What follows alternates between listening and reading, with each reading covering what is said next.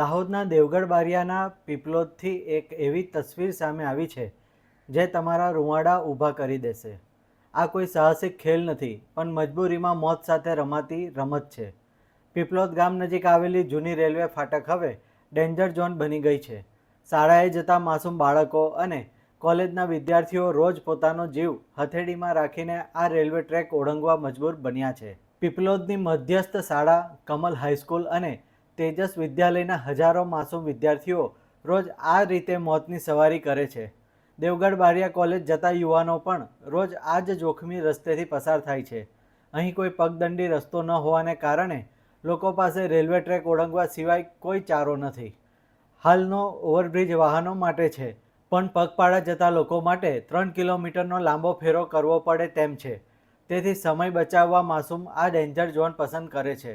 વર્ષોથી આ સ્થળે નિર્દોષ નાગરિકો કાળનો કોળિયો બની રહ્યા છે। તેમ છતાં વહીવટીતંત્ર કુંભકર્ણની નિંદ્રામાં પેવઢી રહ્યું છે। નેતાઓ ચૂંટણી ટાણે વાયદાઓ કરીને જતા રહે છે, પણ જનતાની 20 વર્ષ જૂની ફૂટ ઓવરબ્રિજની માંગ આજે પણ કાગળ પર જ અધૂરી છે। જવા માટે ફાટકની બહાર એ બાજુ 40-50 ગામડા લાગે છે ને નાના નાના બાળકો, સ્કૂલના છોકરાઓ સામે મધ્યસ્થ શાળા બિલકુલ સામે છે। આ બાજુ કમલ હાઈસ્કૂલ નજીક છે, બસ સ્ટેન્ડ નજીક છે, રેલવે સ્ટેશન નજીક છે। આ અવર જવરમાં બહુ ટ્રબલ પડે છે છોકરાઓને બી। ટ્રેનો ઊભી રહે છે, કોઈ દિવસ કંઈ અકસ્માત થઈ શકે છે।